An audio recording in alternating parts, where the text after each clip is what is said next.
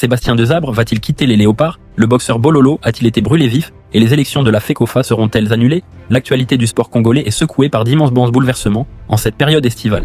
Dans cette vidéo, nous allons plonger au cœur du mercato brûlant des Léopards, Bakambu, Mbemba, Sadiki et analyser la situation de nos binationaux en Europe avant de revenir sur les coulisses de la préparation de nos internationaux et le verdict choc du tribunal arbitral du sport concernant la FECOFA.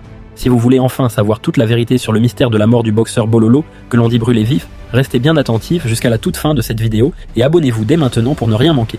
Les talents congolais commencent déjà à se mettre en évidence de fort belle manière. Lors d'une confrontation amicale de préparation, la formation anglaise de Norwich City s'est imposée de manière très nette face aux Suisses du FC Saint-Gall sur le score sans appel de 3-0. Le fait marquant de cette rencontre est la prestation majuscule de Paris Magoma. Aligné d'entrée de jeu au milieu de terrain, l'international congolais a justifié la confiance de son entraîneur en dictant le tempo dans l'entrejeu avant de sceller le sort du match en inscrivant un but superbe.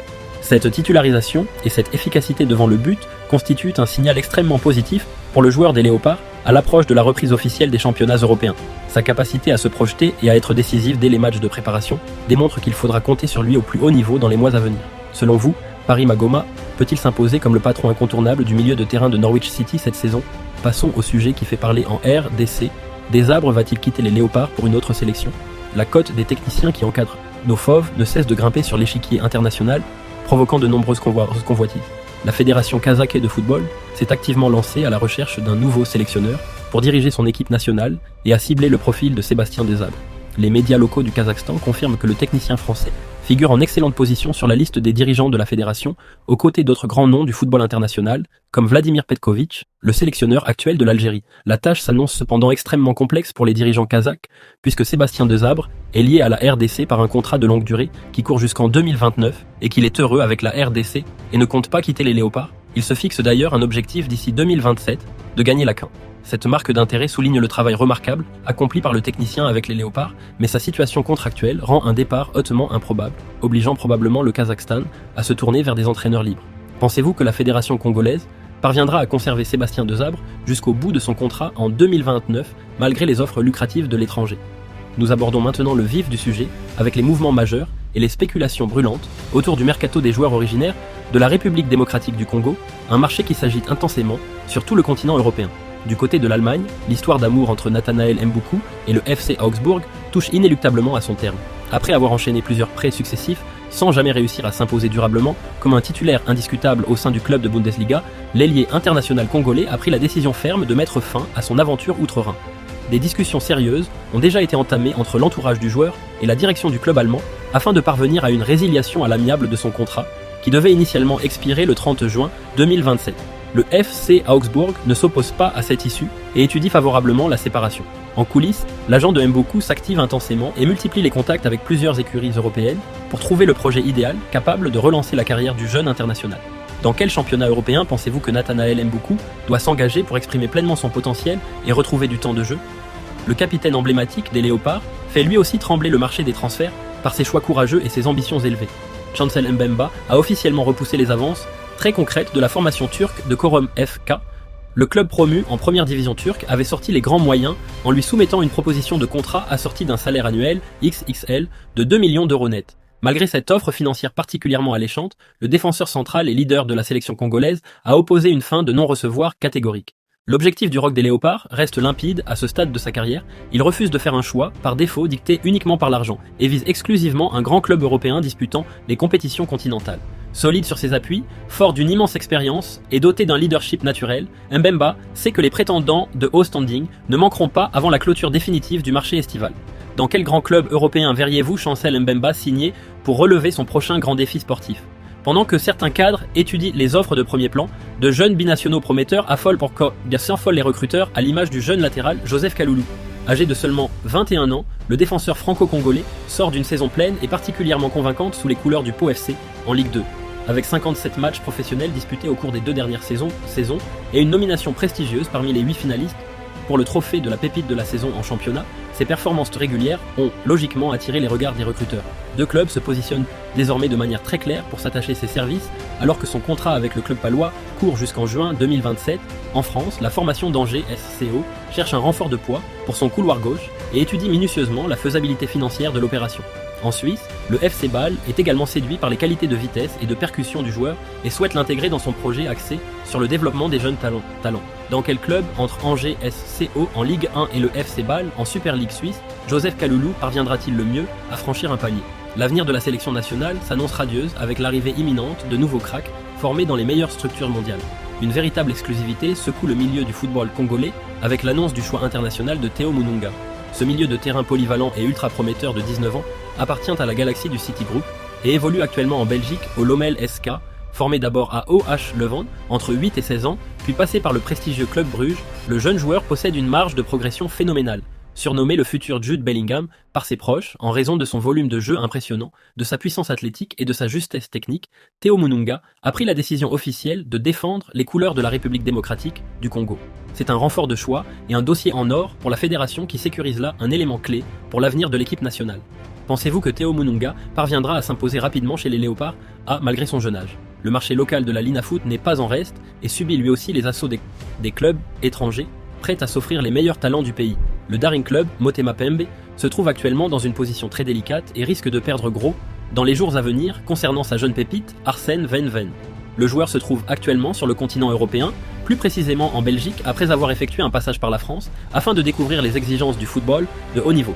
Les prétendants se bousculent à ce côté pour arracher la signature du milieu offensif et une source interne très fiable confirme que le club marocain du Raja Casablanca est passé à l'offensive concrète. Les dirigeants marocains étaient disposés à aligner une somme de 200 000 $ cash, assortie d'un pourcentage de 20% sur une éventuelle revente future. Si le DCMP ne parvient pas à finaliser rapidement une vente avantageuse ou à sécuriser son joueur, les regrets pourraient être immenses face à l'intérêt grandissant des clubs européens qui observent la situation. Pensez-vous qu'Arsène Wenger doit privilégier un exil immédiat en Europe ou accepter le projet du Raja Casablanca pour sa progression? L'Angleterre et sa prestigieuse Premier League gardent un œil très attentif sur nos internationaux, en quête de rachat après des expériences contrastées. L'ailier virevoltant Anthony Mousaba se retrouve au centre des convoitises de 3 formations ambitieuses qui se sont officiellement renseignées sur sa situation contractuelle. Actuellement, sous les couleurs de Fenerbahçe en Turquie, le joueur de côté congolais ne sera pas retenu par sa direction. Le club stambouliote cherche en effet activement à libérer une place dans son quota réglementaire de joueurs étrangers afin de pouvoir enregistrer une nouvelle recrue d'envergure. Cette situation a réveillé l'intérêt prononcé de Coventry City, d'Ipswich Town et de Hull City. Le profil de Moussaba, caractérisé par une vitesse d'exécution hors norme, une grosse capacité de percussion et la rareté de son pied gauche, plaît énormément aux recruteurs britanniques qui voient en lui le dynamiteur idéal. Lequel de ces 3 clubs anglais correspond le mieux au style de jeu explosif d'Anthony Moussaba pour relancer sa carrière? Un autre dossier brûlant du mercato concerne un attaquant de pointe qui se retrouve dans une position contractuelle idéale pour faire monter les enchères. Afimiko Pouloulou est désormais libre de tout engagement après l'expiration de son contrat avec la formation polonaise du Jagiellonia Białystok. Auteur de prestations remarquées qui ont fait grimper sa valeur marchande, estimée à environ 4 millions €, le puissant avant-centre congolais suscite de vives tensions sur le marché. Après avoir reçu des avances très concrètes de la part de l'UD Almeria en Espagne, 2 nouvelles écuries européennes viennent de s'immiscer concrètement dans le dossier. Il s'agit de la formation espagnole du Rayo Vallecano qui cherche un buteur de surface physique et des Belges du Cercle Bruges, toujours friands de profils athlétiques à fort potentiel. La bataille s'annonce totale entre l'Espagne et la Belgique pour convaincre le joueur de signer. Entre le défi de la Liga espagnole au Rayo Vallecano et le projet ambitieux du Cercle Bruges en Belgique, quel choix offrira la meilleure exposition à Afimiko Pouloulou? En Espagne, la préparation estivale bat son plein et marque le retour au premier plan d'un joueur revanchard qui compte bien bousculer la hiérarchie. L'international congolais, Grady Diangana, a fait sensation lors de sa reprise avec la formation d'Elche CF, présent dès la toute première séance d'entraînement collectif, programmée par le staff technique. L'ailier est apparu avec un grand sourire et une confiance totalement retrouvée après des mois difficiles. Diangana enchaîne actuellement les séances physiques intenses et les ateliers tactiques sur le sol espagnol, affichant une forme physique optimale qui le rapproche à grands pas d'un retour à la compétition officielle. Le joueur compte bien profiter de cette saison pour démontrer l'intégralité de sa palette technique et s'imposer comme le leader offensif incontournable de son club. Les supporters des Léopards et le staff technique national suivront ses performances avec une attention toute particulière. Pensez-vous que Grady Diangana parviendra à réaliser la saison la plus prolifique de sa carrière sous les couleurs d'Elche CF? Les négociations se fichent en revanche pour certains cadres historiques de la Sisko-Wazowski de la sélection qui privilégient la patience avant de valider leur future destination. Si le capitaine Chancel Mbemba a décliné la proposition financière en provenance de Turquie, son compère de l'attaque Cédric Bakambu a adopté une posture similaire. L'avant-centre expérimenté des Léopards a choisi de ne donner aucune suite favorable à l'offre formelle transmise par le club brésilien de l'International CS. À l'heure actuelle, les 2 dossiers concernant ces 2 piliers de l'équipe nationale sont totalement gelés alors que la reprise des différents championnats approche à grands pas.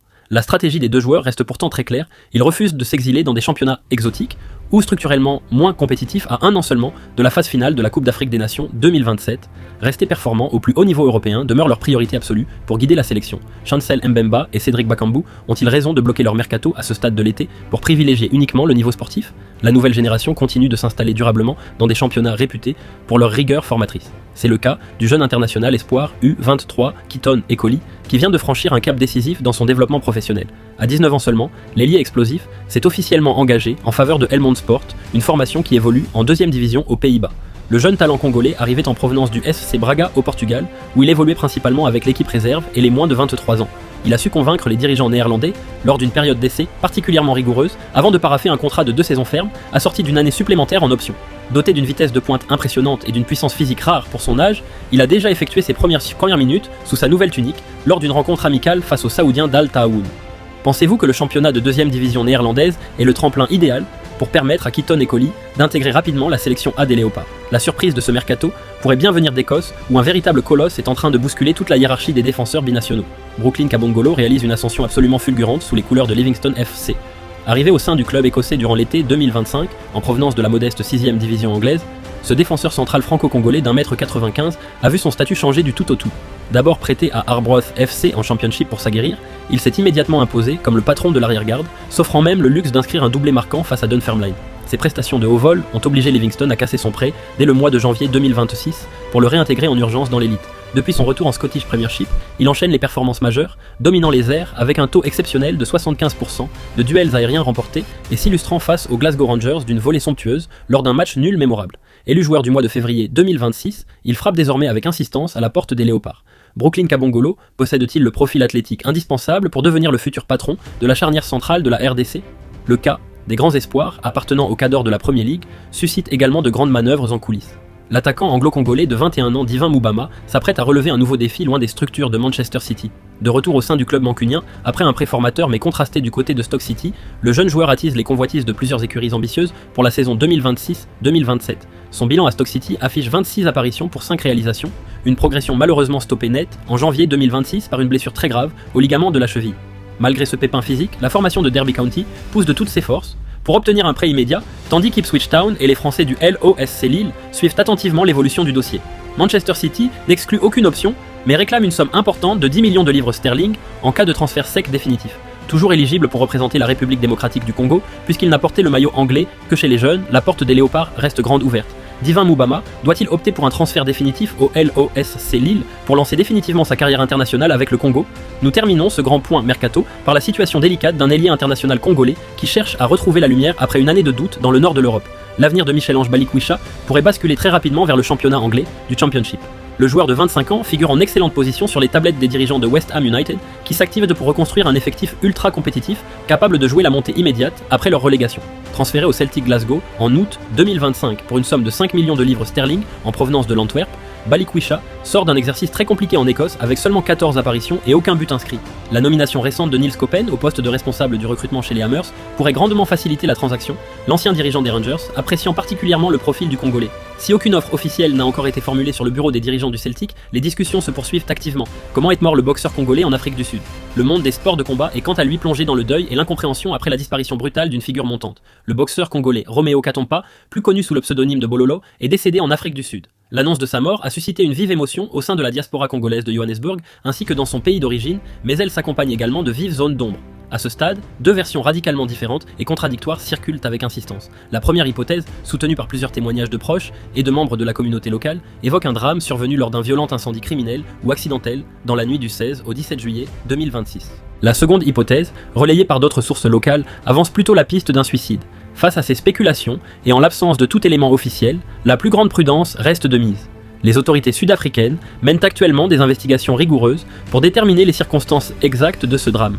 Pensez-vous que toute la lumière sera rapidement faite par la justice sud-africaine sur la mort tragique de Roméo Katompa? Pour que toutes ces informations continuent de vous parvenir en temps réel, et pour ne rien manquer des coulisses de nos léopards, prenez un court instant pour vous abonner immédiatement à la chaîne et activer la cloche de notification. Restez bien connectés jusqu'aux toutes dernières secondes de cette vidéo, car le marché des transferts s'apprête à livrer ses plus grands secrets. Michel-Ange Balikwisha parviendra-t-il à s'imposer dans l'impact physique du Championship anglais si son transfert à West Ham se concrétise?